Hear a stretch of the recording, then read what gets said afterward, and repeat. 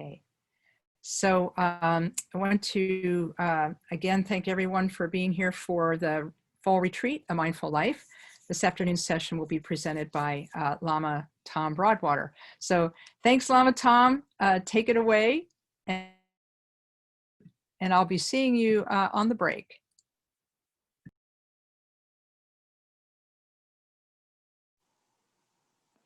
Thank you, Lama Kathy.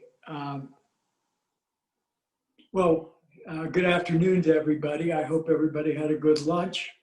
I went out to Tim Hortons and got a great big cup of coffee and a couple of chocolate donuts. So I'm all ready for this afternoon to go. So again, I think this is like the best of times and the worst of times. What Lama Kathy showed us is a demonstration of the best of times, that within probably a year's time from now or less, we'll have a home to go back to. And that's sort of exciting. And also it's also the worst of times because of all the, all the confusion, chaos, and COVID that's in our environment. So it's really nice to be able to get with my Dharma brothers and sisters and sort of make a home here on Zoom for a couple of hours.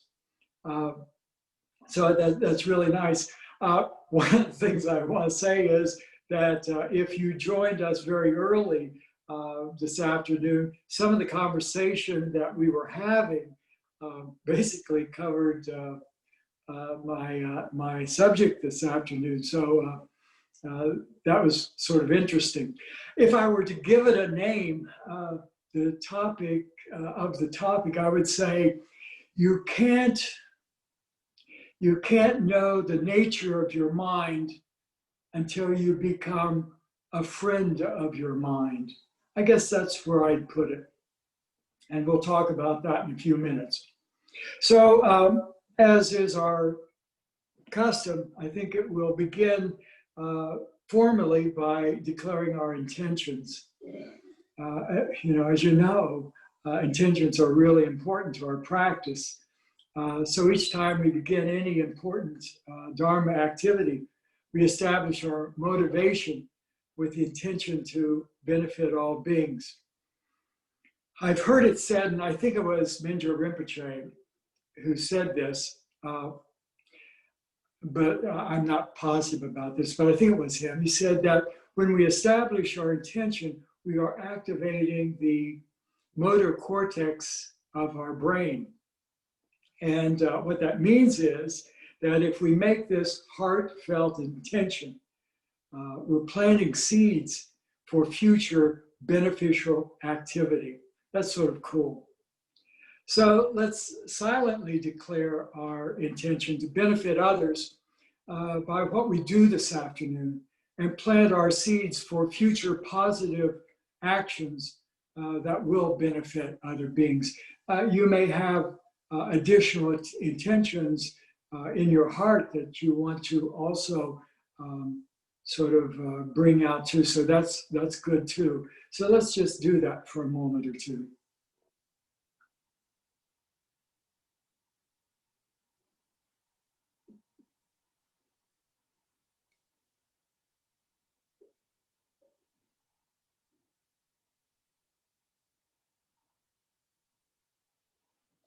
So to the Buddha, the Dharma, and the Sangha, I go for refuge. By the power of generosity and all six perfections, may I attain Buddhahood for the benefit of all beings. To the Buddha, the Dharma, and the Sangha, I go to refuge. By the power of generosity and all six perfections, may I attain Buddhahood for the sake of all beings. In the Buddha, the Dharma, and the Sangha, I go for refuge. By the power of generosity and all six perfections, may I attain Buddhahood for the sake of all beings. I'm going to start out sort of, it's a side note, you might say, but it might be helpful to you. I'm hoping it will be, by telling you a story. Because the experience taught me some things about mindful ways to deal with pain. here I'm using the word mindful just as Lama Adam used, which is it is the faculty of the mind that knows what to adopt and what to abandon. So I'll give you a practical application for everyday life. I thought this might be a good way to begin. About 3 months ago, I fell and broke both wrists. As a result, I've had 4 operations and currently am in therapy, physical therapy. And it's been actually sort of a cool experience because I've had to accustom myself to a little bit of pain. And I have this really incredible physical therapist. Her name's Carmen. She's one of 2 hand therapists here in Southeast Ohio. And she's extraordinary. She's really good. The interesting thing about Carmen is that the way she begins each therapy session, because every session there's some potential for pain. She doesn't begin the session immediately. Instead, she takes time to sort of talk to me and get me relaxed. And then, instead of working my fingers and wrists and so forth, she actually massages my hand, my fingers, and talks very nicely to me. And so she's basically setting a mood for the entire therapy session. So what I've learned from Carmen is that when you begin anything that requires some effort, it's always a good idea to begin in a really relaxed state. Relaxing the mind and the body is the first item on any agenda that's active. Secondly, when I am actually in a painful situation, when she's pulling and tugging at my fingers and my wrists, when I'm in a painful situation, I've learned that it's important to relax my mind and my body. I've learned that in the therapy session itself, that's really important. She's going to be pulling and she's going to be stretching my fingers. For me, relaxing involves taking a deep breath. And I found that when you relax the mind, the body follows. But I can't tell you that the pain goes away. It's not that the pain goes away, magically evaporates. But to the extent that I can relax my mind, body, the more efficient, the more effective the treatment will be. So to the extent my body becomes less resistant to the therapist's intervention, less resistant, then it can accept the stronger pulls and tugs for greater periods of time. And at the same time, if I relax my mind, and here's the important point, if I can relax my mind, I can provide a bigger, more expansive container for the pain. At least that's how I visualize it. A relaxed mind is potentially a bigger container. It's not that the pain is less, but I have this relaxed mind and able to contain the pain a little better. So 3 times a week in physical therapy, I am meditating in the presence of pain. So I begin these sessions when I'm in these physical therapy sessions. I begin by dedicating them to the benefit of all beings. And once I've realized my mind does relax and visualize, then I visualize taking on the pain of all beings and sending out my comfort and my contentment in the situation. It's basically the process that Lama Adam talked about earlier. By the way, he did a marvelous job for his first teaching. I think was really good. I'm going to say here something else. If you hear nothing about what I say, that would be okay, because the teachings that Lama Kathy and Lama Adam have given you are pretty complete. If you just took those home, you've got a really good agenda for future practice. But anyway, going back to what I was saying, I do a little Tong Lin in my physical therapy. So I've had a number of painful procedures in the past couple of months. Each time I've heard the medical professionals begin by saying, now just relax here, just relax. So I try not to develop or adopt a storyline like, how many procedures is this going to be before we're finished? Or how stupid can you be to fall off a chair and break both wrists? You know, things like that. So the point I'm making is, anytime that you have a difficult situation or a painful situation, adding a story to it only adds to the pain of it. So meditation can teach us to drop storylines, not to invest in them, not to invest in those thoughts that are really painful. It's being mindful. And again, what is mindfulness? It is knowing what to adopt and what to abandon. And you and I have that power to either adopt something that is helpful and abandon what isn't, or we can take up what isn't helpful.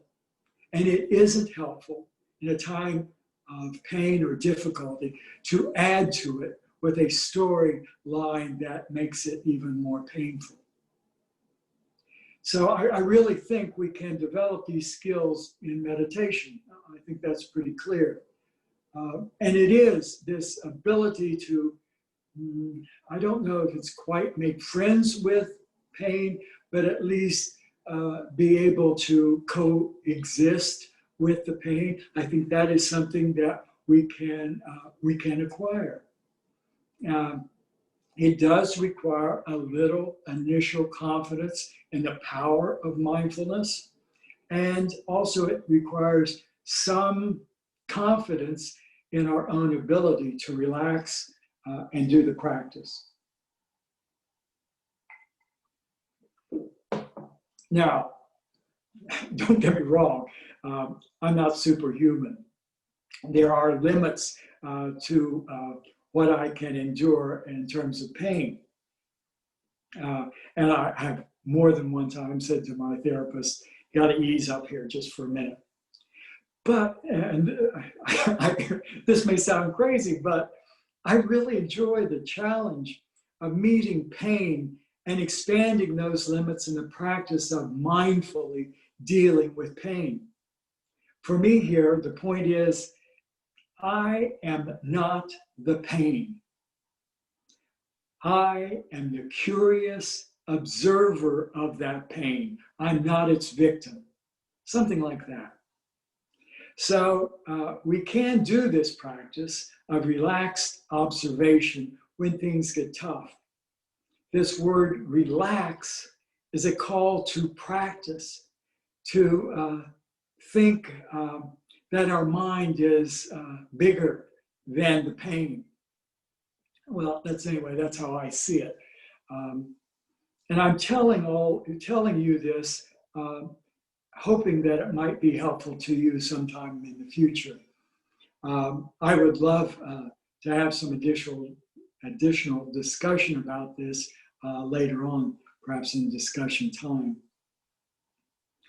So what I'm saying to you is that if you can mindfully relax and observe in the face of any mental, emotional, or physical difficulty or anxiety, your subsequent responses are going to be far wiser, and you're less likely to be overwhelmed.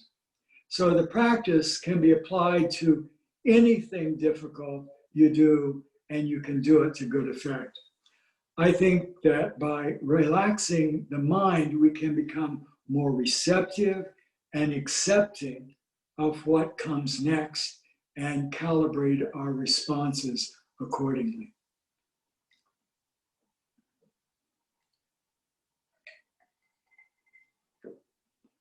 So let's now relax a little bit. Just relax. So find a comfortable position. It doesn't necessarily have to be a meditation position, but just a comfortable one. And we'll begin this way. Just relax. Mingyur Rinpoche calls it, I love this term, open awareness. Just open awareness. Just relax in your own open awareness.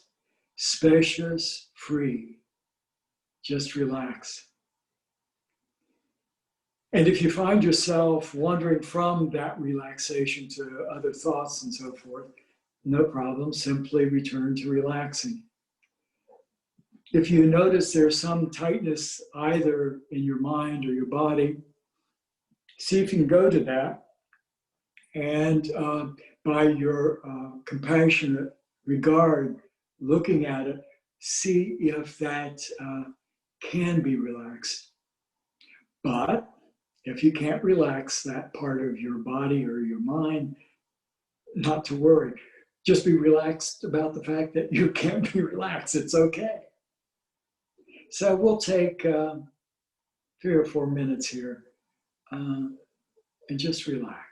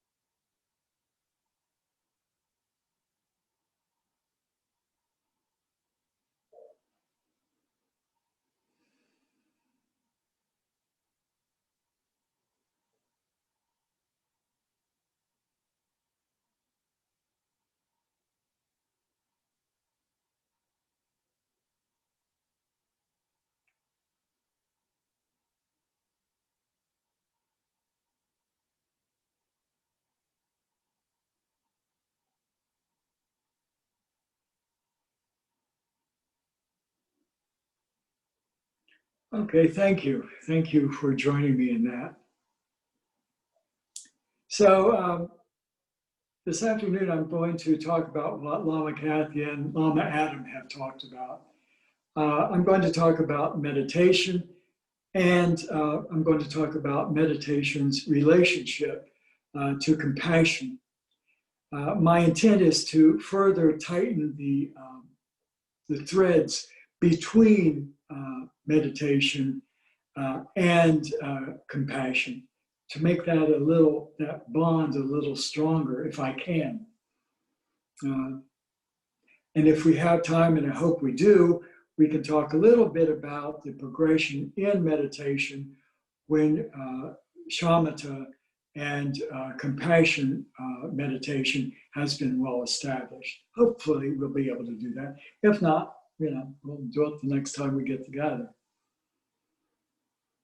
I debated at first as to whether I would tell my personal story. There's so much personal information going out there on the internet that it becomes somewhat almost obscene. But I thought, if this would be helpful to people, I want to try to do it. If it doesn't help you, no problem. But I'm thinking it might be helpful to the folks that have gathered here today. So I'm going to tell you a little bit about my pathway, my path uh, through meditation, and it's been a winding path. So I came to meditation rather late in life. For the majority of my life, I've been Catholic. In fact, I spent 4 years studying to be a Catholic priest. Um, Lama Adam talked about bells and whistles. In Catholic faith, it's smells and bells. And I like the smells and bells. I really did. And I still have a great deal of admiration, both for Catholic social teaching and for this present Pope, Pope Francis. But I am no longer Catholic. I've discontinued my Catholic practice, and at the same time experienced, during my middle years, I experienced a midlife crisis. And so it was at this time during my 40s, I first attempted to meditate. It's not so different than many other people who come to Buddhist practice. They come out of a need, a difficulty, a personal difficulty they may be experiencing. I had spent over 35 years in child welfare, and although I experienced a lot of contentment in that field, I was burned out. So additionally, I was experiencing a lot of anxiety and depression, so I took 6 months off. Throughout my life, I've had to deal with episodes of depression and anxiety. And so it was during this period that I had intense episodes of anxiety and depression. The bottom line here is I had no idea how to deal with my mind. But it was also during this time I started to read books about Buddhist meditation. I was really interested in the idea that your mind is something you can train and develop. You don't have to suffer. I was intrigued by the idea that the way you think you are now is not your ultimate nature. There are the clouds, and there's the weather, and there's the sky behind that. There's something deeper. There's something else I have to tell you about myself. I tend to be somewhat of a leaper, as opposed to someone who's a long-term planner. I leap into things without a great deal of advanced planning. That quality of leaper has often served me well, in that I have had a lot of unique opportunities to do a lot of interesting things. And besides that, I don't need a lot of lead time to do it. I can pack my bags in a minute without much advance preparation. As a result, I've wound up in some really cool situations. On the other hand, the drawback is my lack of preparation. I tell you this because on an impulse during this crisis that I had, I went on my first 2-week silent meditation retreat, having read only one book on the subject. I took a 2-week silent retreat to Lake Chautauqua. Mind you, I had not done any really legitimate meditation, at least as was described by Lama Kathy yesterday.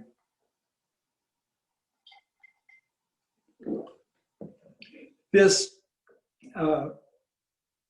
retreat sent out a little questionnaire and said, have you meditated? And I said, yes, I had. And they asked me how many times. And I said, looking back now, I know that what I was considering legitimate meditation probably wasn't.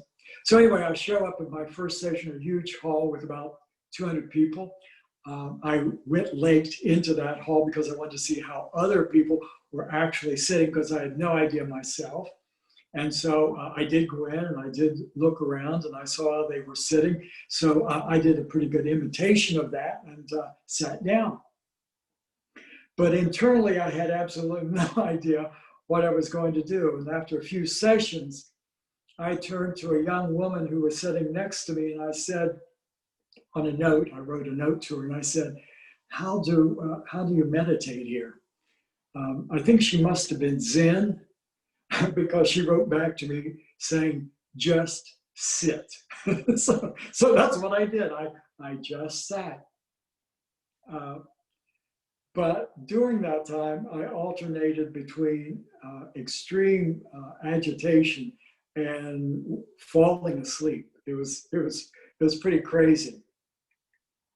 But I did notice, and I was very much in admiration of the folks around me. They all sat, they seemed very serene, and during breaks, they were very mindful of what they were doing. I just, I really enjoyed watching them and seeing their example.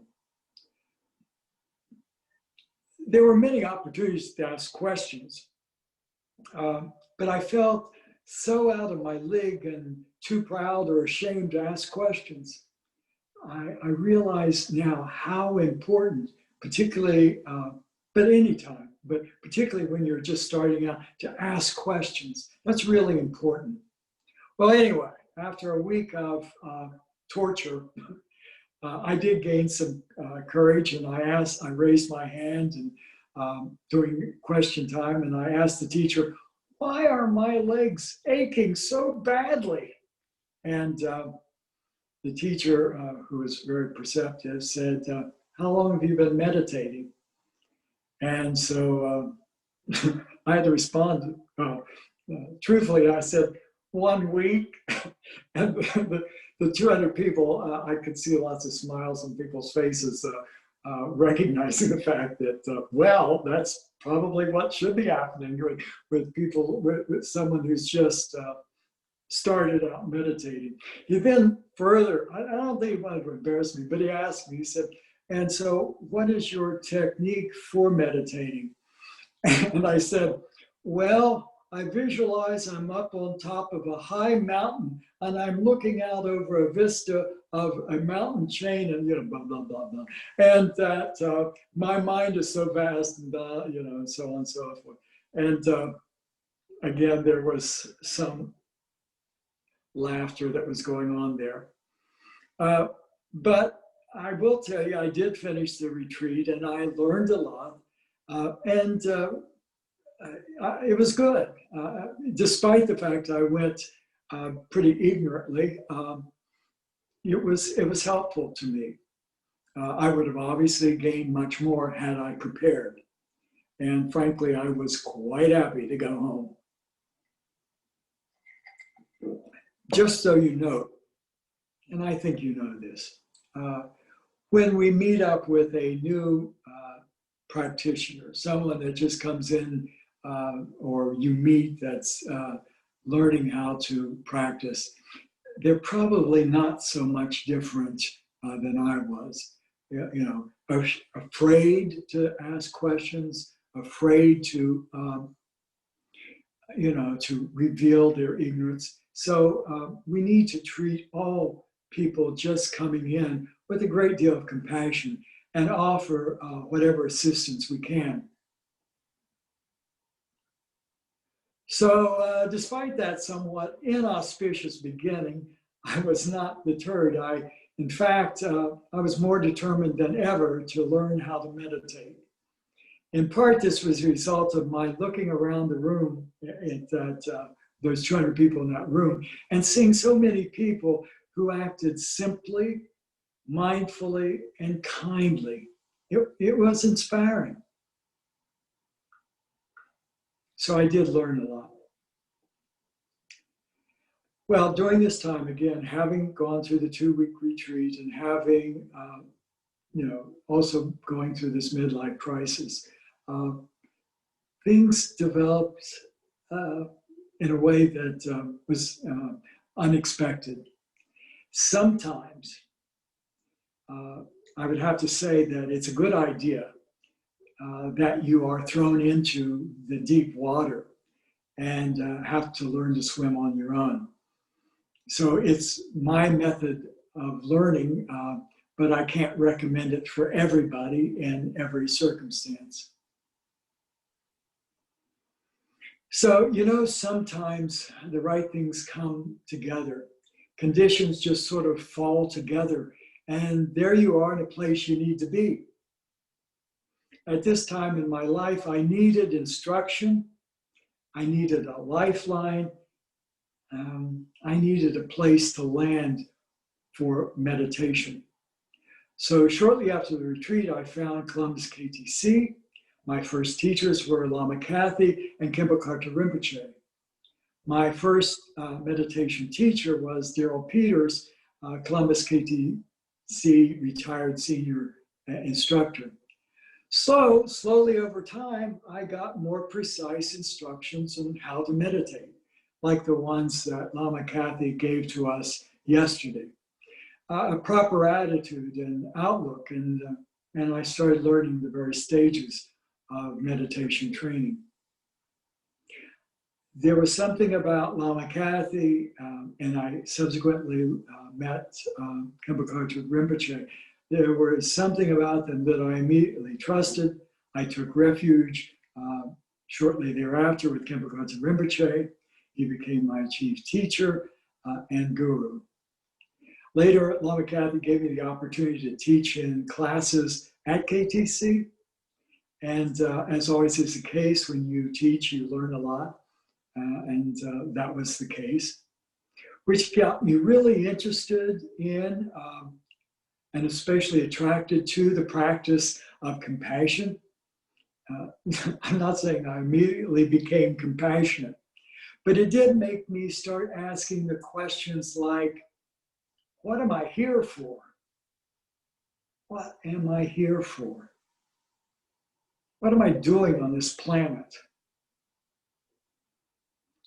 I realized that if I went deeper into this meditation, I might learn about my mind and what to do with my mind, and maybe be able to help other people with their minds.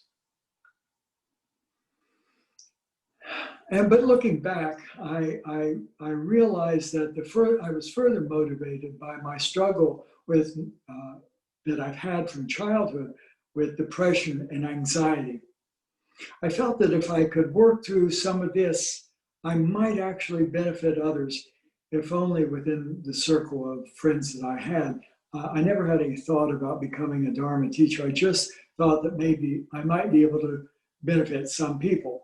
So while I felt that meditation was helpful and I was progressing at Columbus KTC, I wanted to go deeper, feeling that there was something more that was missing. Like Lama Adam, almost from the first day I heard about the 3-year retreat, I wanted to do that. And I actually started planning. My planning, however, got sidetracked. At 58, I had a heart attack, triple bypass, atrial fib, and an ablation. I see all that and I think, good grief, I've been a really sick person, but I don't identify myself like that. It's just those things happen, and I'm not the diseases, thank goodness, that I've had. Anyway, I did recover, and the problem was that my recovery shortened my preparation time, and I wasn't prepared. But I talked to Rinpoche and he gave me permission to come. So I have to say that most people, when they heard that I was going, thought one of two things. Either I was crazy for wanting to go, or if I went, I would go crazy. But the first didn't happen. You don't have to judge whether the second happened or not. But but I did go. And I want to say right here that my wife was extraordinarily supportive of me. I couldn't have gone without her. In fact, Rinpoche said, the only stipulation I make is that make sure your wife Connie agrees with your coming. And she was extraordinarily supportive. So through the support of Lama Kathy and the permission of Kimbakarta Rinpoche, off I went. Now, this is where you're expecting me to say everything went happily ever after. But the retreat was very intense, and it was a demanding experience. My two retreating fellows were in their early 30s, and I was 60. After 1 week, after just 1 week, I knew I had jumped in way over my head. And the fact that everyone, at least it seemed everyone, was far more prepared. So not wanting to repeat that same mistake I made on my first 2-week retreat, I didn't want to make that on my 3-year retreat. I went to Kimbakarta Rinpoche and I said, Rinpoche, I am poorly prepared. I'm the oldest person here, and I'm unlikely to catch up. More likely, I will actually get behind. So I was actually asking him, should I stay or should I leave? Through Lama Karma as his interpreter, Rinpoche said something that was really sort of unexpected. What he said was, I don't have any problem with this. None of this is a problem for me. That's what he said. This is not a problem for me. Now, he didn't say, you won't have any problems. He didn't say you would catch up. He didn't say any of that. He just said, it's all right with me. I don't have a problem with that. And what I thought right then and there, he accepted me for who I was. So I thought at the time, if he's okay with me being there, why should I not be okay? So I left his room relieved and lighthearted. I didn't have to hide or feel any shame for my being there. He accepted my inadequacies. He knew me and he accepted me. This might be where you are expecting me to say everything went well thereafter and I completed the retreat. Well, I did complete the retreat, but things didn't go well. I have to be honest with you and tell you that this was perhaps the most unhappy period in my entire life. Now understand, the purpose of a 3-year retreat is not to resolve psychological issues, but often, as is the case, these issues arise as they arise in your meditation. And if your meditation is to go successfully, you have to resolve them some way or another. You have to resolve them. Again, the whole idea is to become friends with your own mind. You have to be able to do that. But what happened to me was that all the anxiety and depression and esteem issues that I had came up full force. And there I was, backed in a corner. I felt trapped. My past had caught up with me, and I struggled through most of the retreat. It was, frankly, it was pretty horrible. I started to have severe anxiety attacks, and after that was particularly strong after 2 years. My moods went from high anxiety to deep depression. I felt like I was a complete failure because I'd been there for 2 years and here I was falling apart, a complete collapse. Let's face it, sometimes we use meditation, we use retreats to run away from ourselves and our problems. But as Lama Kathy said the other night, wherever you go, there you are. And there I was. And in this case, I knew in hindsight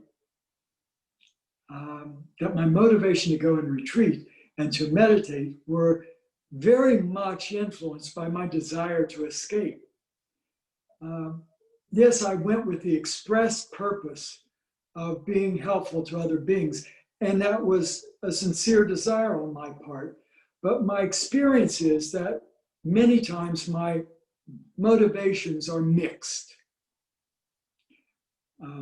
But I also want to tell you that it is possible to change motivations once they're discovered. That's not a problem. Mixed motivations we all have. But when we discover them, the neat thing is we can change them. But anyway, at that time, I wanted to escape from problems that I experienced from childhood, especially the difficulties I was having, as I said before, with anxiety and depression. Now, while in retreat, I did all these profound practices, and I found them extraordinary. And frankly, if I was not doing those practices, I would have left. And it was my love for them, and also my love and devotion for Rinpoche, that kept me there for the first 2 years, despite my misery. I was so ashamed. I could not bring myself to talk to others about this, my retreat masters and so forth. And more importantly, I could not really clearly articulate what was happening to me. My shame was deep because these deficiencies went well beyond simple poor preparation. They referred to my basic character, who I thought I was. As a consequence, I was eaten up with jealousy, resentment, depression, anxiety, and a generous amount of self-hatred. And of course, and here's the deal, a lot of blaming. A lot of times, I mean, this is what happens to a lot of us. We're backed against the corner. We're going to start pointing fingers. And that's what I did. And so the slogan, the Lojong slogan, place all blames on one, became a really difficult thing for me to do. I was pointing fingers. All of this to say that the wheels came off my wagon. Things increasingly went beyond, went out of control. And so I would sit in my room crying, hoping for some definitive end to it all. Now, I wasn't suicidal or anything. I just wanted an end to it. I really wanted an end to this suffering. And at a point I said, I cannot go any further. Either I resolve these issues or I have to leave. There was no third option, either resolve or leave. And also I have to say my own disturbance was creating a bad environment for the other retreatants. So one day, impulsively, I sought out the help of one of my retreat masters. I felt that this was my last and only chance. So through the incredibly compassionate help of one of the retreat masters, Lama Lodro Lama, I was able to stay. She taught me how to give compassion to those parts of my mind that tortured me. She helped me to become friends with my mind. As I said before, the first step in knowing the nature of your mind is becoming friends with it. Meditation is becoming friends with your mind. Then, and only then, can you start to understand what that nature of mind is. So I'm going to tell you, I think sometimes meltdowns and personal crisis, I think Lama Adam averted to this, personal crisis can be very good for you. And again, Lama Adam referred to this.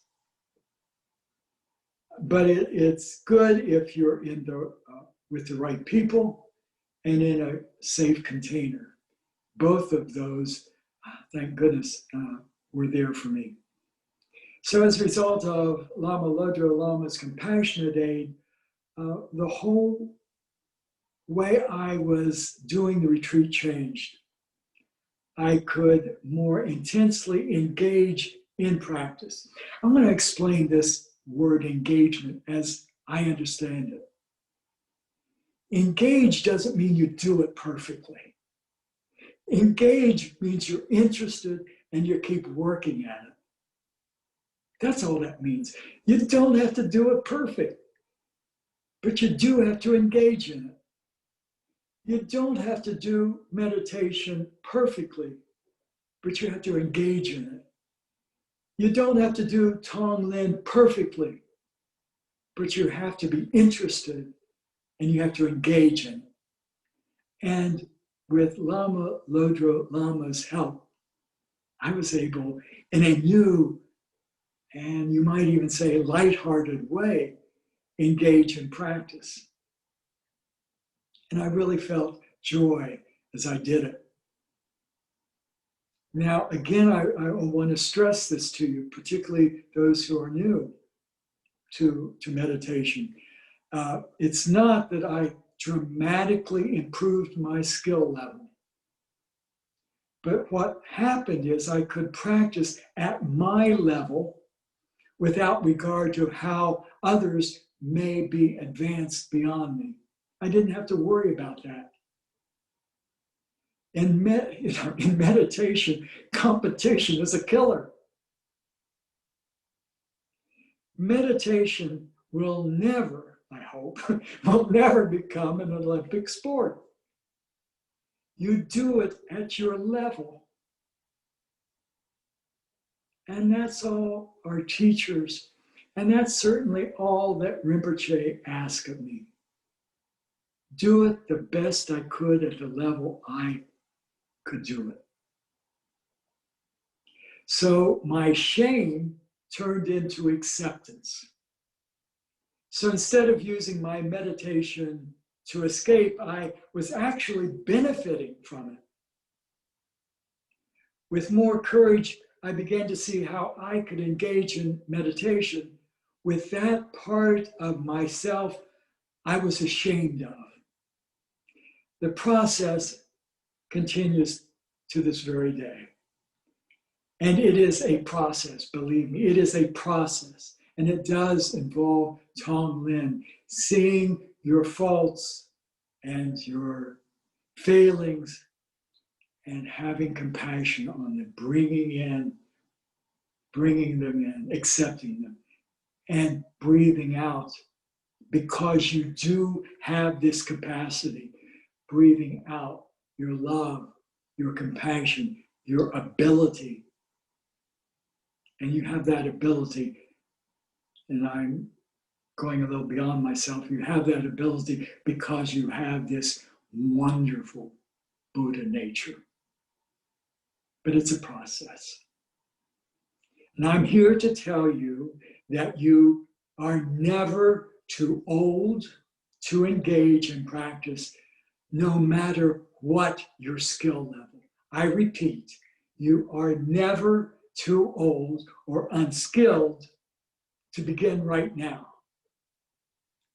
Just follow the instructions of your teachers, follow the instructions that Lama Kathy and Lama Adam so clearly enunciated in the last 2 days. So all you have to do is do that, follow. You can rely on those instructions. They say confidence is based on 3 things. The first thing is we have to have confidence in the teacher. And I think we can have confidence in Lama Kathy and Lama Adam. The second thing we have to have is confidence in what is being taught. And I think you can see that what they are teaching is not their own thoughts, what they're thinking. It is from a line of enlightened beings. So we can have confidence on what they're teaching. The difficulty is for you and for me is to have confidence in ourselves that we can do it. That's the problem. So to this day, I continue to learn how to be more compassionate with myself and with others. The great path of awakening instructs us to begin compassion with ourself first. And that makes so much sense. One time I was asked by a student, can I bypass myself and just go on to other people? No, you can't. You have to start with yourself. Because, first of all, that's what I read in the Great Path. And my experience is that you cannot give others the compassion that you ignorantly withhold from yourself. You wisely start with yourself. Self-compassion is a skill that we acquire through practice and the help of our teachers and our teaching. My experience is that it is engaging in those parts I don't like. For me, it is anxiety and depression, and sometimes anger. Trying to meet them head on, but in a relaxed way. That's the best way. Remember the word relaxed. Major Rinpoche speaks of this frequently. He basically says that when anxiety or depression approach, welcome them as old friends, as acquaintances. That sounds a little weird, doesn't it? But it's not. Basically, he's saying don't run away from them because their presence is an opportunity to practice.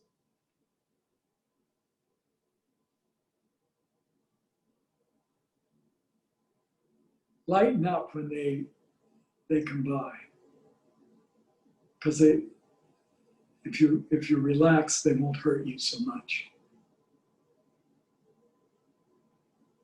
And if you've resolved the stories around them that accompany them, as visitors, they won't stay so long.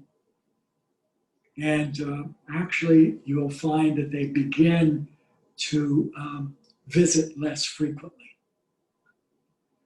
But if one of them decides to stay too long, I can rely on spiritual friends, teachers, and sometimes therapists to help. I want to look at my time here. It's 3:00. I'd like to take a 10-minute break if you don't mind, and we'll come back at 3:10. In the meantime, if you have questions or thoughts you want to put on chat, I'll be glad to answer them after the break. Or if you want to just talk about it after the break, we can do that. So let's take 10 minutes.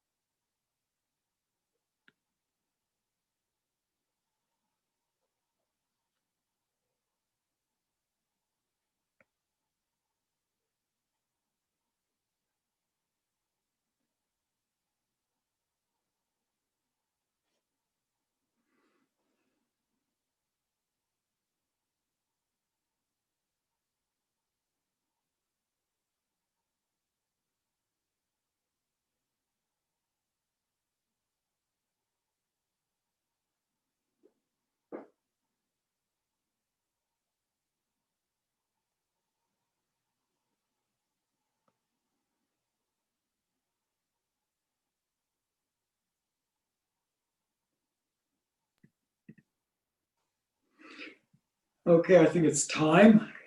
Can you hear me? Okay, Yep. All right. so let's continue.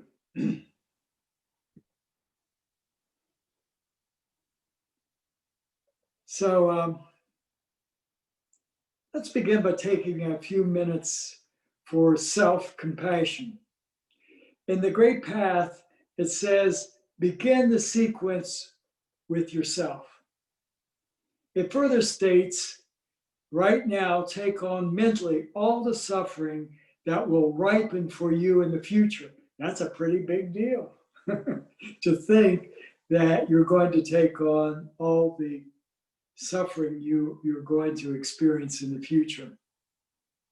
But Lama Adam explained it to us, so I don't think it's quite so frightening. Lama Kathy instructed me when we were going over this, when I was going over this with her personally. She said to take on the worst things that you think are going to happen to you. At that time, she instructed me, that seemed like a rather vague notion, you know. Today, I have a much better notion of what the worst things might be. And I think most of us can visualize that. For me, it's old age, sickness, and death. Those are things that sort of, it's like taking on things that frighten you. It's like, bring it on. Let's deal with this. So I think that's what we're going to do today. We're going to take it on. Now, I want to warn you, if this is too much, if you don't like doing this, there is no obligation for you to engage in this practice. If you want to stand back and it's not something you want to do, don't worry about it. It's okay. But if you can, we'll do this.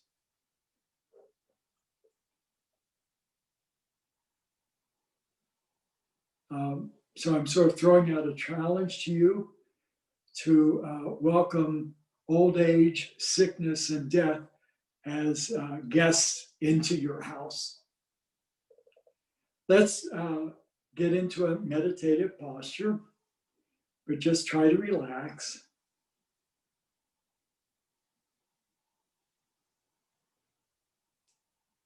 We said being able to relax is important.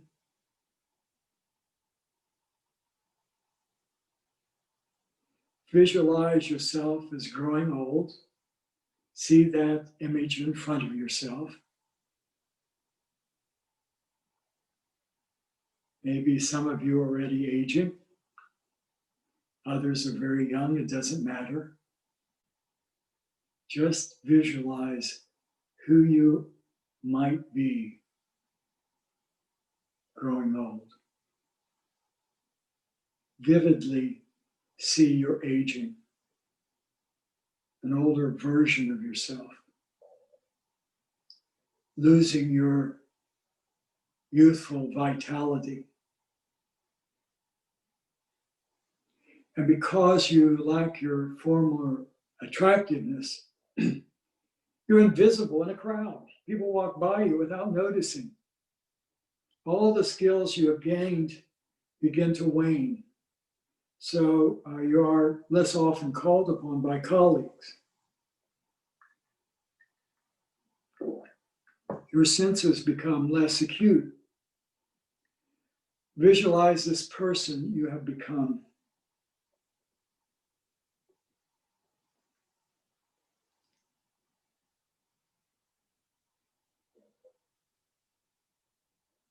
On the in-breath, take all the suffering you will experience as a result of old age.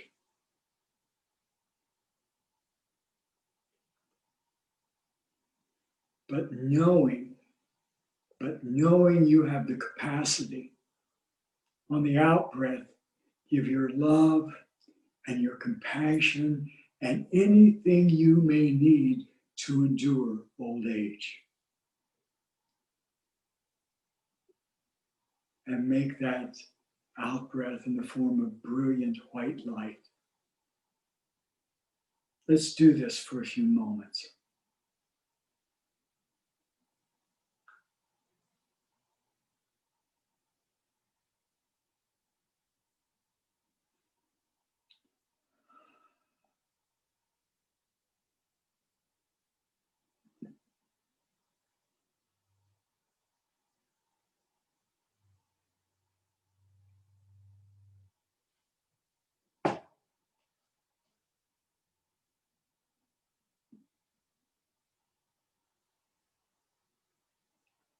As you age, your immune system will weaken and you will become ill. Health professionals will attempt to nurse you back to health, but at some point they will fail. Your death may be sudden or prolonged, but it is inevitable. The only thing you don't know is when. You will leave behind everything. Visualize this.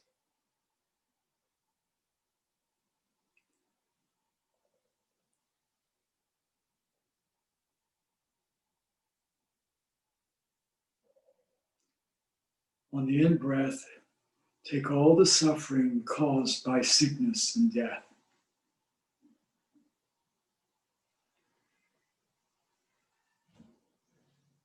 But because you have the capacity to offer this person something, you will offer your kind regard, your love, your compassion, your courage, your faith, anything you will need to meet sickness and death. Send this out and raise a bright light to this person you will become.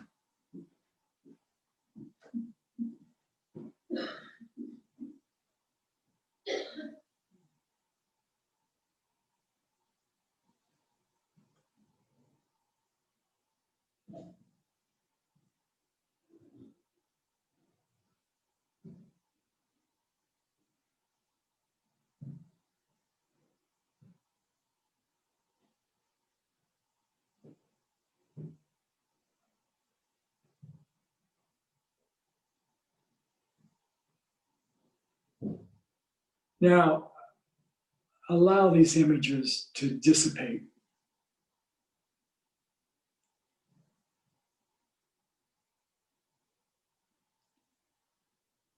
And as a result of this exercise, aspire that from now on you'll be kinder, more gentle, more loving, more compassionate, more forgiving, and more content with yourself.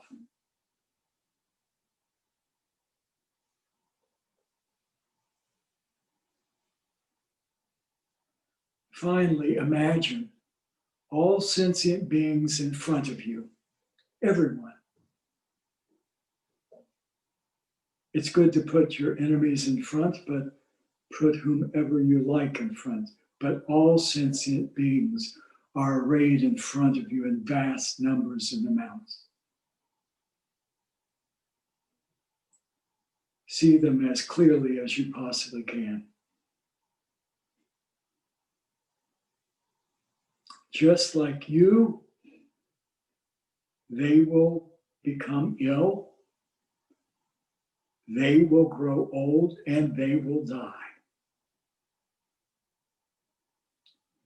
Because you have this capacity to take in their suffering, not to exceed at this point the amount you're willing to take in, but you have this ability to take in their suffering because they're just like you. And just like you gave yourself love and compassion, offer these beings the same. Let's do this for just a moment.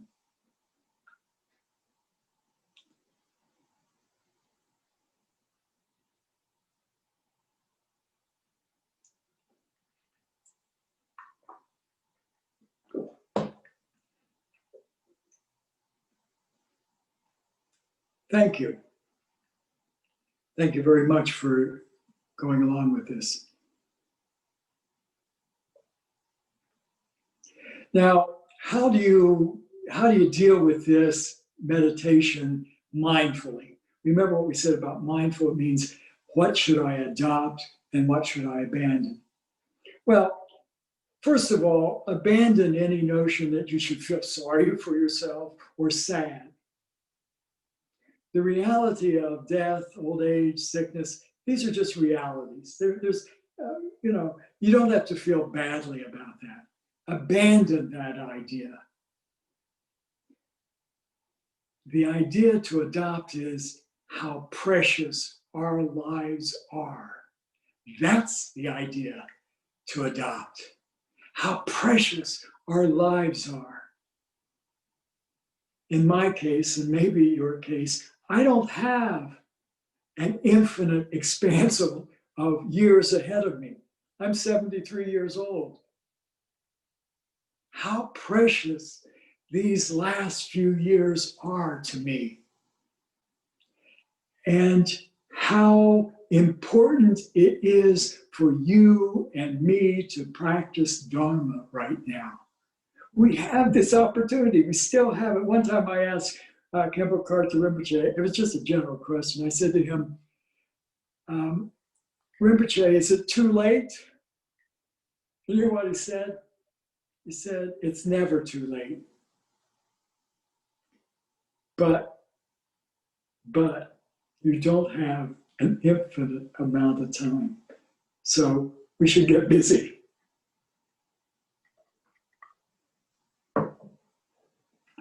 And also, think about this, that as a result of this exercise, try to show beings, anybody you meet, love and compassion to the extent you are capable, because they are just like you.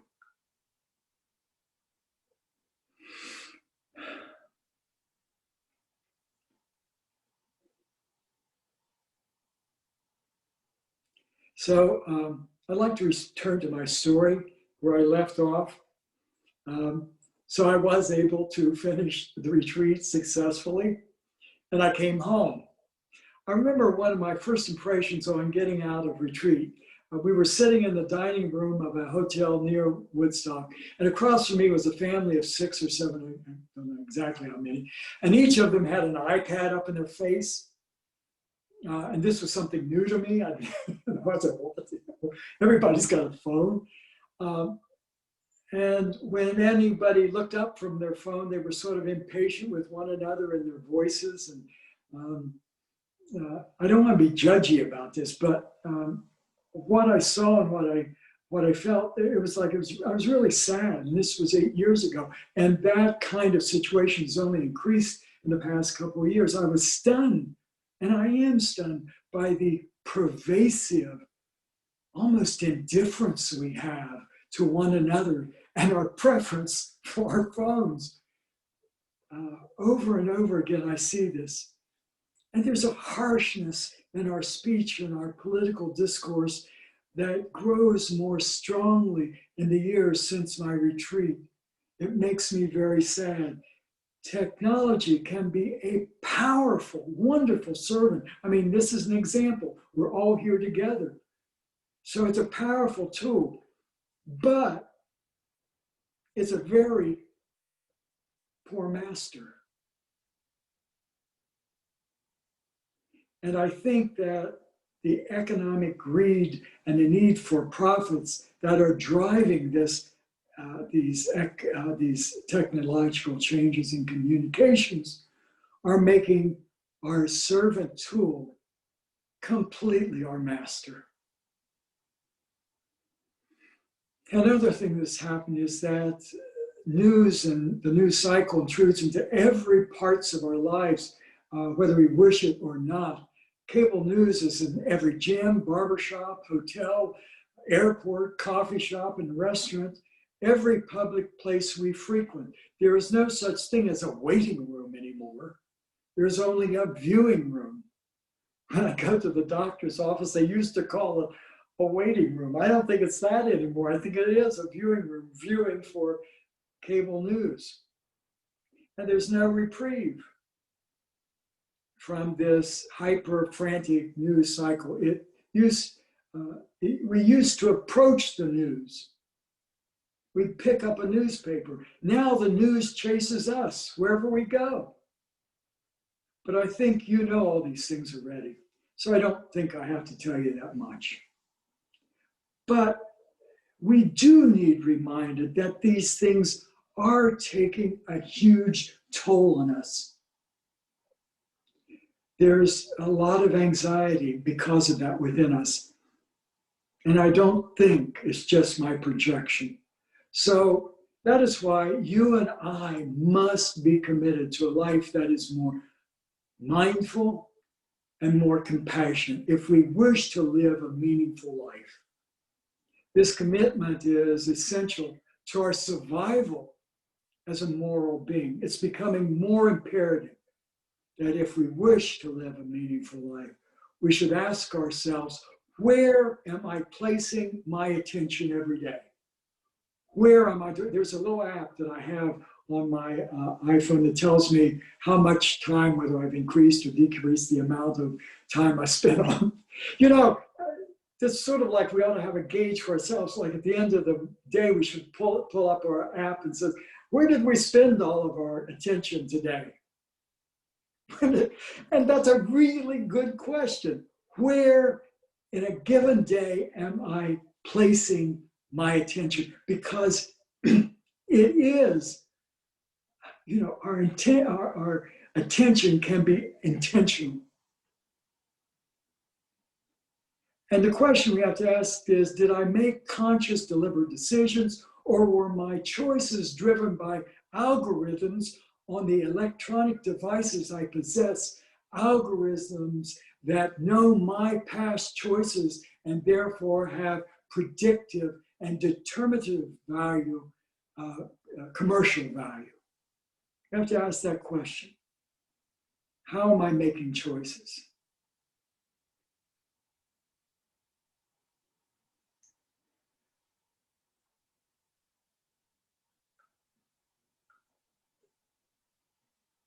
That's really a problem.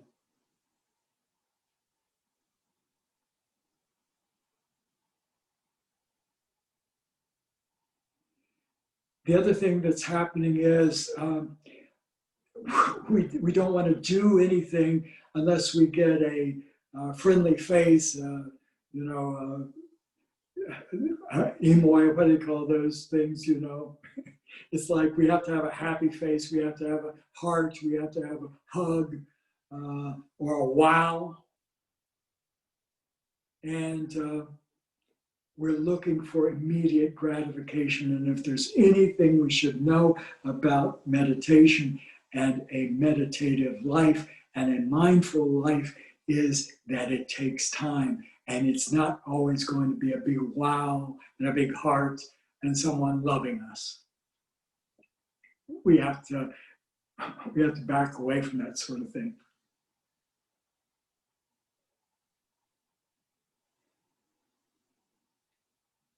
And if we take the attitude that I need this immediate gratification, this immediate emoji that says, oh, wonderful, if that's how we operate, then our meditation is actually going to make us more unhappy. Because we're grasping for emotional highs and happiness within a session. And when we don't get it, we feel our meditation has failed. So we come to meditation thinking we always should have something to feel. We can meditate like a drug addict, expecting some mental high, thinking, when do I get this pleasant buzz? Certainly, we can experience blissful states in meditation. And if they happen, it's wonderful, but it's not something we should be expecting or look for.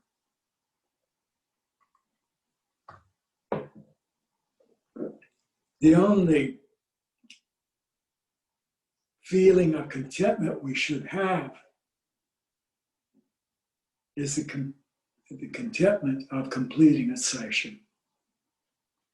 The more you look for a buzz, the more you're setting up conditions for a lack of pleasure. If your aim is a high in meditation, you'll be disappointed and you will feel that any given session is a failure. It's funny how this works. The more we say we want to be happy, the more unhappy we can become, because when I say I want to be happy, I'm really saying that I'm not happy right now. This moment is not enough. And the more I say this, we establish a habit of unhappiness. So we can learn to not do that.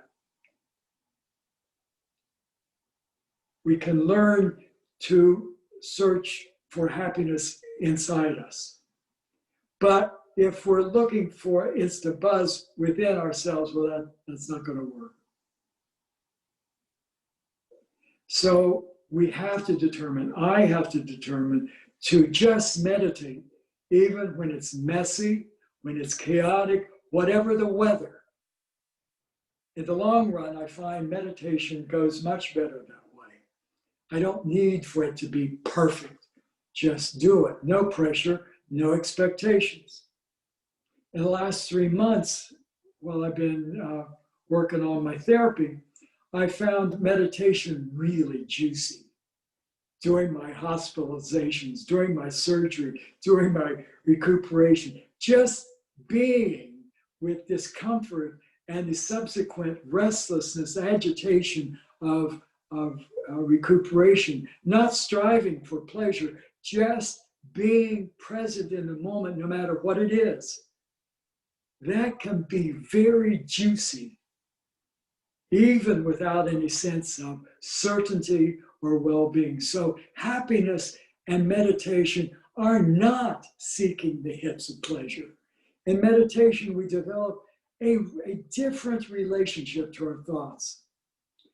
And in that relationship, they no longer torment us. We develop a relationship of freedom regarding our thoughts. It's not that we try to get rid of the thought, or try to repress those tormenting thoughts. They just become less intrusive. And the point is, we don't give them more power than any other thought that we have in meditation. Galen Tupten, and I think I'm saying his name right, has made this wonderful statement. He says, and I quote, "The phrase inner peace has often become a bumper sticker. But this notion is not about inner silence. It's about being at peace with our thoughts. Being at peace with them means being driven, not being driven by them, being less driven by them. It means being able to step back, and here's the important point, being the observer of your thoughts. This is a skill you develop both on the cushion and off the cushion. I am observing my thoughts. That's a really good image, observer. It's very much like I said earlier, the clouds are your thoughts and the sky is your mind. The clouds are smaller than the sky. In fact, the sky is infinitely bigger than any cloud that may pass. Your mind becomes the observer. Just imagine, and I think Lama Kathy had an image similar to this. Just imagine that you're on a congested street in rush hour. You just watch the cars go by. And if a car stops, you don't hop in. You just let it pass. Off the cushion, you obviously are involved differently with thinking, but the discipline you have learned can apply there also. You're able to choose what thoughts you think and choose with clarity of mind and purpose that may have, with a clarity and purpose that may have previously escaped you. Remember what mindfulness is. It is you have this faculty in your mind to adopt what needs to be adopted and abandon what needs to be abandoned for your own welfare and the welfare of other beings. So with practice on the cushion, you can begin to choose where you place your attention off the cushion. Off the cushion, you begin to develop the ability to choose one thought over another based upon their being beneficial. In a day's time, our habitual pattern of thoughts can be very harmful. Plotting revenge, jealous thoughts, angry thoughts, hurtful thoughts. Trango Rinpoche says that if we were to review all the thoughts we have in a given day, the majority of the times our thoughts are hurtful. I mean, let's be honest, that's what we do. Driving in the car, going to work, oh, I got to deal with this, got to deal with that. Things, I did this yesterday, regrets, or anxieties about this. All those are hurtful thoughts. And that's probably the majority. And that's what Trango Rinpoche says. And I think he's a pretty enlightened and realized being. He's probably telling the truth, isn't he?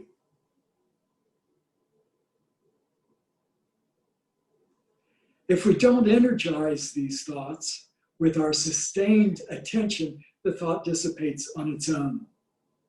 As we advance in our meditation, we can actually, and this takes some skill, we can actually, when a thought starts arising, we can look at it straight ahead and it just vanishes. It just evaporates. It goes away without our giving energy to it. That can happen. That's an advanced practice, but it can happen. Trango Rinpoche says that a result of the way we think, usually difficult, hurtful thoughts,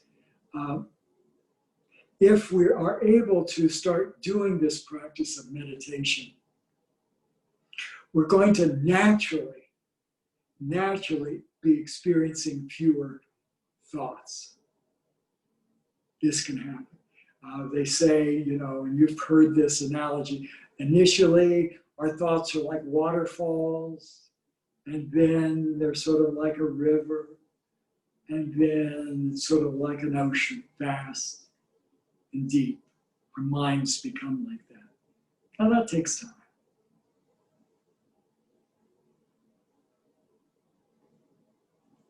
But for now, we can start through our meditation practice and discipline. We can choose to attend to certain thoughts and let other thoughts pass. And we can do that with purpose, and we can do that with clarity.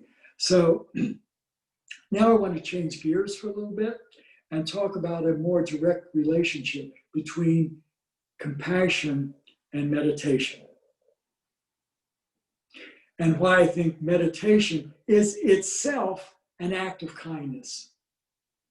In the process of meditating itself, we are developing our potential compassion, and it becomes more explicit in Tonglen. So let's return to the basics of meditation. So recall what Lama Kathy taught about the basic steps of meditation. Basically, I'm going to divide those up into 3 steps. The first step is placing our attention on our breath. The second step is that when our attention wanders, we notice it. And the third step is return back to our breath.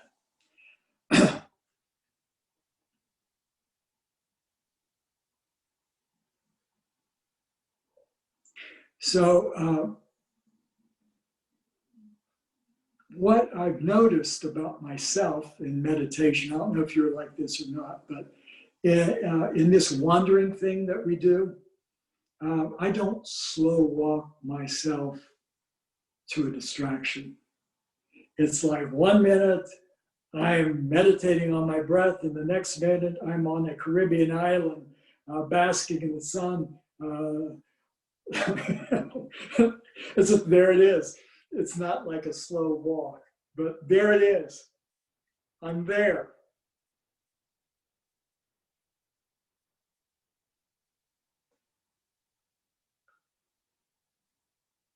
In that distraction. The amount of time it takes to get from the meditation cushion to the Caribbean island may be a second, a minute, 5 minutes, whatever. But at some point you sort of, oh, there I am. The point here is when you get there, when you wake up, I don't treat myself harshly because my mind wandered. The practice is a practice of gentleness. As I've told you before, I spent much of my life dealing with myself very harshly. But meditation is a practice of gentleness and self-compassion. Bring yourself back gently. And so that's what I do. I treat myself compassionately. I'm also, and this is a different way of looking at it, I'm also gentle with my thoughts and my thinking. What this means is we don't judge a thought as being good or bad or anything else.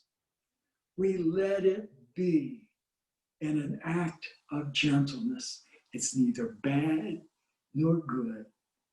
It just is, let it be. And that, to me, is a definition, one of the qualities of compassion. You just let people be as they are. Don't treat the thought harshly. In the same way, we don't try to suppress the thought, which would be an act of violence. Nor do we chase the thought, because that would be sort of saying to that one thought, you're not good enough. I'm going to go to the next thought. Well, you're not good enough. I'm going to the next thought. Oh, yeah. So just treat that one thought kindly. You don't have to go to the next one. So what I'm saying to you is the very process of meditation is a process of compassion.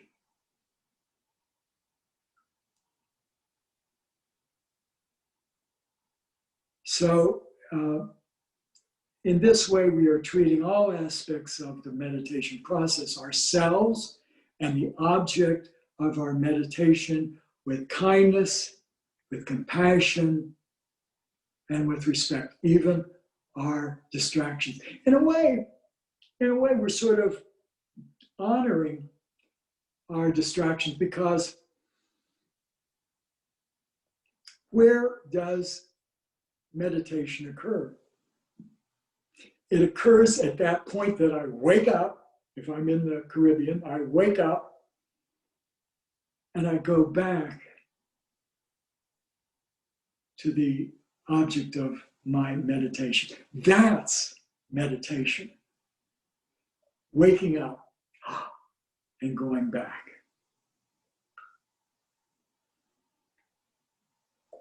The interesting thing I find is that once we start treating ourselves with kindness, that tends to radiate out from our meditation to others. This compassion is a bright light, you might say. And this stage of meditation that grows slowly. But if you maintain the habit of daily meditation over time, this compassion to yourself and others can develop naturally as well as consciously. naturally through meditation, consciously through Tonglen. Certainly, if we can increase the amount of time we meditate, it's a good thing. But even if we only meditate 10 minutes a day, that's a good start. But if we don't try to bring meditation to our everyday life, those 10 minutes aren't very helpful. So what I try to do, and I'll call it mini or micro meditations. I'm standing in line. That's a wonderful place. Standing in line. I don't go to the grocery store right now, and I don't do very many lines, but I am in the doctor's office. But wherever you are, just take a second, a minute to relax and do a moment of meditation. And string those throughout the day, just little mini times. And I'm challenging you, do that at really difficult times. Say you meet with a difficult person. This is a challenge to you to meditate. Bring it on. I'm ready. Go ahead. Give it to me. Have courage that way.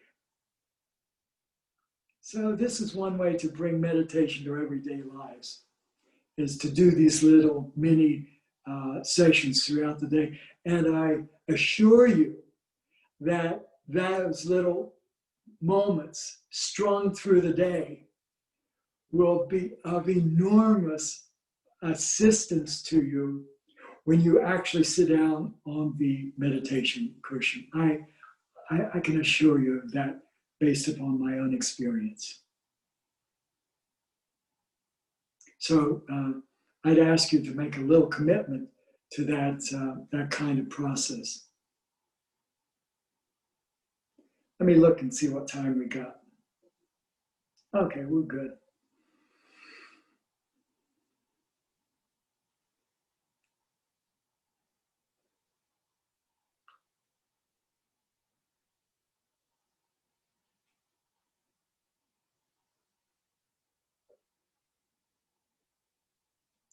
So again, I would say that the challenge is to say to yourself in difficult times, I'm ready for this.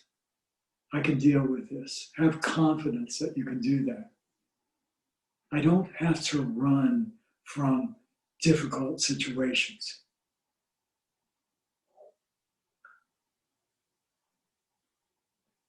So if you're committed to 10 minutes every day and you're committed to bringing that awareness to your lives, your everyday lives, you're beginning to develop a mindful life. The name of this retreat, a mindful life. It's, in one respect, it's difficult, okay? But it's otherwise, in concept, quite easy. What do you have to have? It's prerequisite. You have to have a certain amount of mindfulness, knowing what to adopt and what to abandon.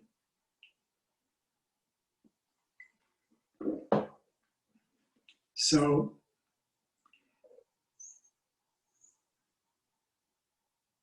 I'm sort of going ahead because we are running out of time. So I would say that since the nature of mindful meditation is compassion, you are bringing compassion to yourself and to the world. In the accounts of the noble deeds of Avalokiteshvara, it says, and I quote, if having one quality is having all the Buddha's qualities in the palm of your hand, what is that one? And the response is great compassion. This compassion is the center and core of your nature. The 17th Karmapa said in Freedom Through Meditation, quote, the path of Dharma, meditation, is about developing a relationship with ourselves and exploring the question of how to relate in a skillful way with my own mind and experience. Later he says, the true picture is simple. We are becoming more and more familiar with ourselves through practice and meditation. Traveling the path means we gain increasingly profound experience of our true nature. By clearing away the clouds of greed, anger, and selfishness, we uncover a state of perfection, which has always been there. It's always been our true nature. At the heart of this nature is compassion. As Buddhists, we refer to this true nature as our Buddha nature. But what is this Buddha nature? Elizabeth Callahan, a great translator and teacher, gave an answer to this question by asking a number of questions. She said, what is our Buddha nature? It's who we are. And who are we? We have difficulty putting that into words, but if pressed, I'd say it's my heart. And if further prompted, I would say it's about love.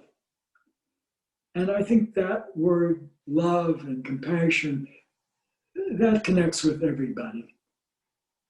Another way of looking at it is to look at the words themselves. Buddha, all of our best qualities, nature, who I really am. Elizabeth went on to say that this Buddha nature is going to be expressed in a lot of different ways. And one of the ways that she found it is, I think she was at ground zero at 9/11. She said, while the rest of the world was going crazy and going paranoid and wild, at ground zero, people were showing each other love. And she said, that's our basic nature.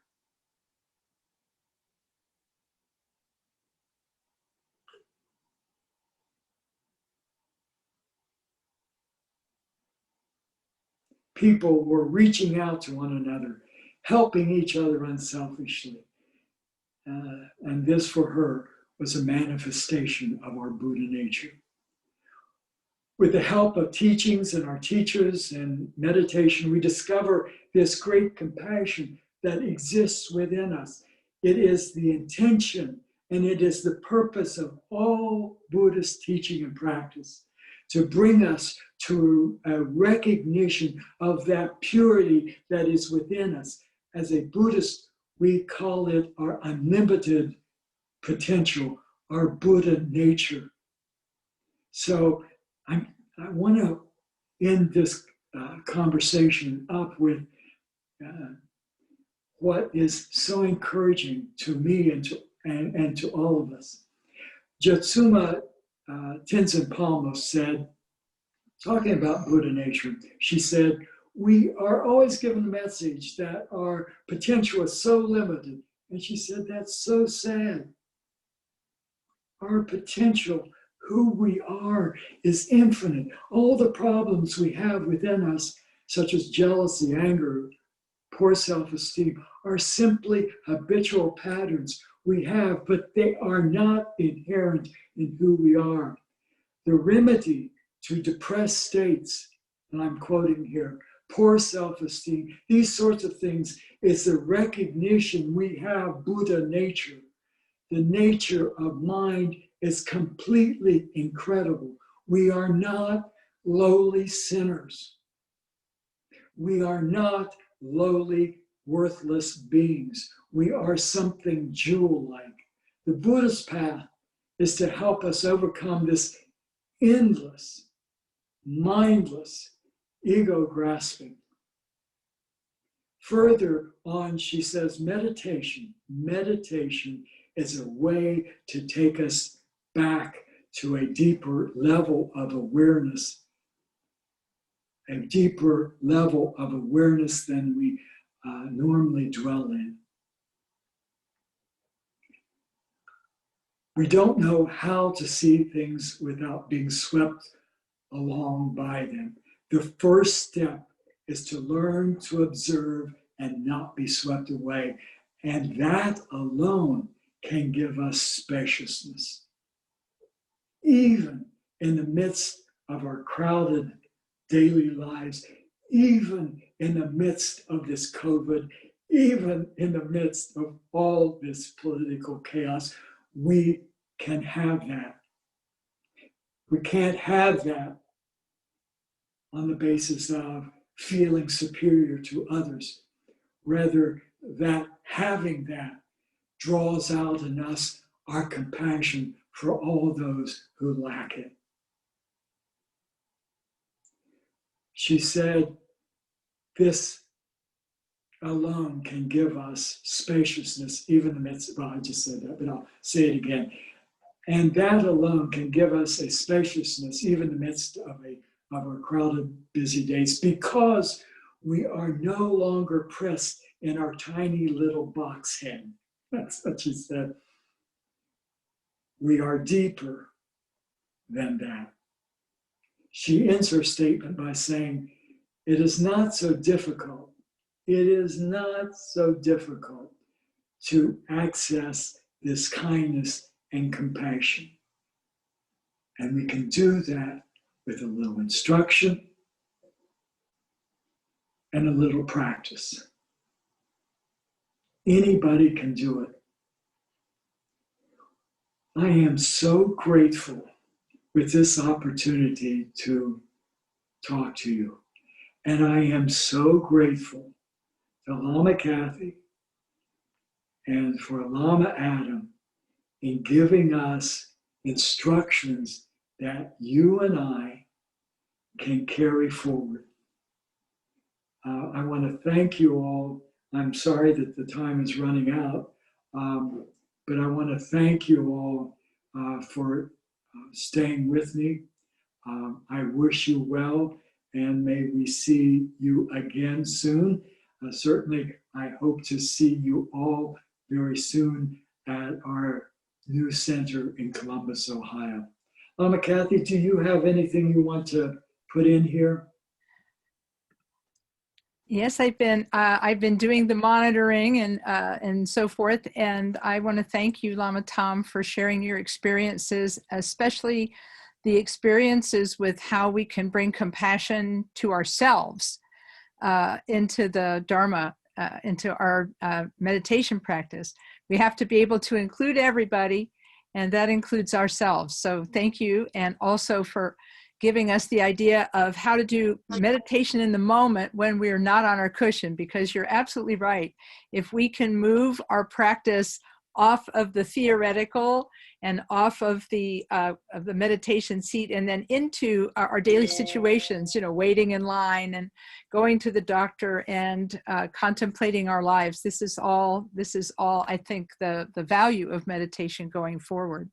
And it said, and even though we are at the top of the hour, questions have been requested. So we have a practice of Chenrezig that is scheduled for 4:15. So if people have questions, just hang in. So we'll do questions for a few minutes. If anybody has questions, you can either type them into chat or ask. And then tomorrow in the morning at 11:30, we're going to, all three of the lamas are going to be answering your questions. And so if we don't get your question asked this afternoon, we'll be able to answer your question tomorrow morning. So let's see what questions we have. I have a question. Yes. Hi, thank you for the talk. So yesterday you mentioned that something would be said about environmental degradation and the role of us as bodhisattvas in mitigating that through our individual practice, through intentions, but also more specifically through actual engaged Buddhism. I think Buddhists are obliged to be in the forefront of this issue and battle. Lama Tom, would you like to start off on this? Uh, could I, for the moment, defer to you? I will say something, but I'd like to defer to you, Lama Kathy, Oh, if I sure. may. Yeah, His Holiness the Karmapa, the 17th Karmapa, when giving instructions on being active and so forth, he has not asked people to engage in protests in the streets. But I do understand that lots of people are willing to be engaged in ways other than protesting, such as volunteering and going to do cleanups where cleanups are needed, and going to help organizations, particularly organizations that serve families and children who are the refugees from climate problems. He's also encouraged everybody to do what they can to give up eating meat, because meat eating really adds to the global warming and the climate change that we're seeing now. So he's using vegetarianism as a way of being engaged. So right now, in terms of what's being advocated for us by the by our spiritual guides, is that we have to try our best to, as I think I saw you mentioned in your comments below, mindful consumption. I think it's extremely important to think about what the repercussions are of the items we buy and the materials we use, and how we make our aspirations to have a world that's slightly cleaner than the world we're in today.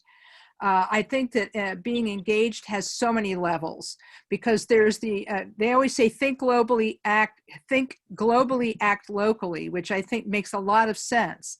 Because if we try to take on the problem of climate change altogether as an individual person, it's probably going to be a little difficult. But if we make the choice to recycle at home, if we make the choice to go vegetarian, if we make the choice to consume less plastic and these types of materials that are draining the resources of the earth, this is something that we can do even in our own home, even in a pandemic, to be engaged. And additionally, it's very interesting. If you get a chance, the 17th Karmapa did a series of webcasts called Prayer for a Pandemic. And one of the last episodes of this, he talked about praying for the spirits of the earth. And I think that I think you might have some background with this, Aaron, because you'll have remembered the lost song ceremonies where fragrant incense was burned outdoors and offered to the spirits of the earth to help heal the problems that we human beings have caused. And the Karmapa spoke to this directly. He says it's great to do action, but we should also be putting some energy out there to heal the earth spiritually, which I thought was really interesting. So what that means is that even those of us who are sort of still beginning practitioners, we can help heal the earth through prayer, as well as through the choices we make, the conscious choices we make about our consumption. And I think that this is where mindfulness is really important, because just as Lama Tom was saying earlier, a lot of our consumption is mindless. We just put it in our face, basically, like, oh, here, let's have this, and here, let's have this. And we don't think about the repercussions of what we consume.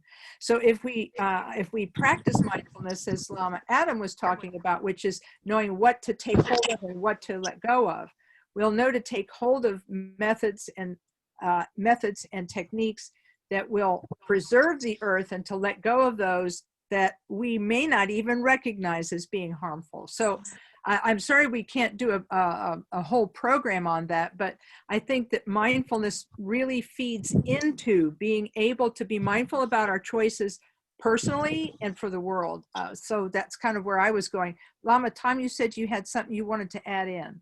I don't know so much, just to go along with what you say. I think it's really important that we all recognize two things. One, obviously, is the interdependence of all beings. And so anytime we do something mindless, we might have the idea that, hey, it's just me, but you are connected to a vast network. So it isn't okay just to be mindless in what we do and consume. And the second thing is that I think of is we have a circle of influence, the concentric circles. Those around us we might be able to influence most.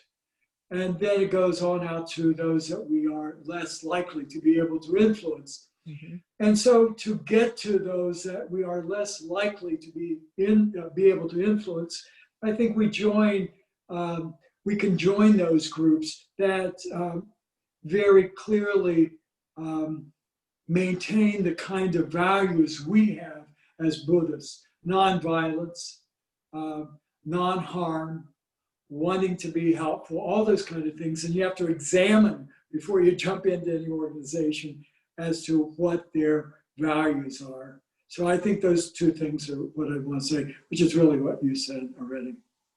Yeah, yeah. Thank you for asking that question. And then I think, oh, this is also, oh, fantastic, yay.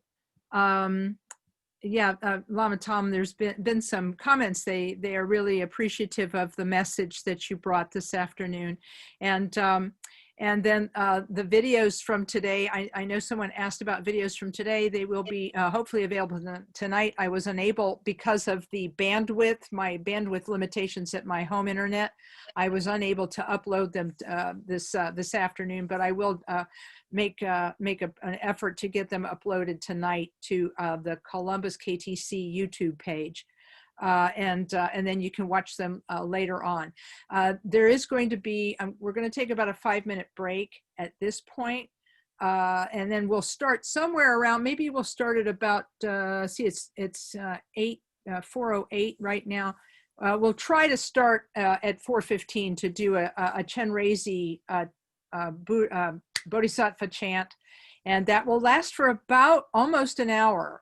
So if you're a little bit pooped out, we'll understand, but we'll also be praying for all of these things that people have requested prayers for. And so that will go from about 4:15 till a little after 5. And then that's all that we have for today's programming. But then tomorrow morning, you can join the Columbus KTC for its a whole session. It has a whole session of practices on Sunday mornings. And you can, let me see if I can quickly get the virtual shrine room up here. And I'll put this link to here it is, the Columbus KTC's virtual shrine room. So you can join us tomorrow morning for a Tara practice at 8:30. There will be a Tara chant at 8:30. There will be an hour of quiet sitting at 10 a.m. And then there will be our talk with 3 lamas and what is it? Three lamas, no limits, ask questions. So we'll do that from 11:30 to 12:30 tomorrow morning, and that will close out our fall retreat activities for this year. Lama Adam, anything to add? Yeah. I don't think so. I think one thing I thought of while Lama Tom was talking was this idea that, like, whatever's going on, like, and this fits in with compassion too. It's not really about what's happening; it's about how we approach it. So that we get hung up a lot of times on how things are going, but we can always work with how we're dealing with them. Right. Yes, that's right. Yeah, we can't control what happens, but what we can control is our reaction, right? So it's like we can't. What was? I loved it that you quoted from Shanti Deva. You can't cover the world with leather, but you can put shoes on your feet. And I think that is that's a way to work with these things. Also, someone just asked if there was going to be the words for the chant on the screen sharing, and I'll do my best. I've got it, and I'm going to try to screen share. So I was able to do that earlier. So we'll do a short. Yes, Lama Adam. If there is any issue, some people might want to go on the Columbus KTC website. There is a page where you can get these. It is, let me just double check. I think it's columbusktc.org /Dharma-library. So I'll double check that and I'll put it in the chat right now just to make sure. But the texts are available there too if there's any issue with the screen. Okay, great. So Lama Tom, you want to lead us in a short dedication of merit, and then we'll take a break. Sure. So let's dedicate the merit of our day today to all suffering beings, particularly those who may be suffering as a result of climate change, all beings who are in pain or in suffering. So from the stormy waves of birth, old age, sickness, and death, from this ocean of samsara, may we free all beings. May we free all beings. May we free all beings. Thank you. Thank you. Okay. All right, everyone, I'm going to stop the recording here.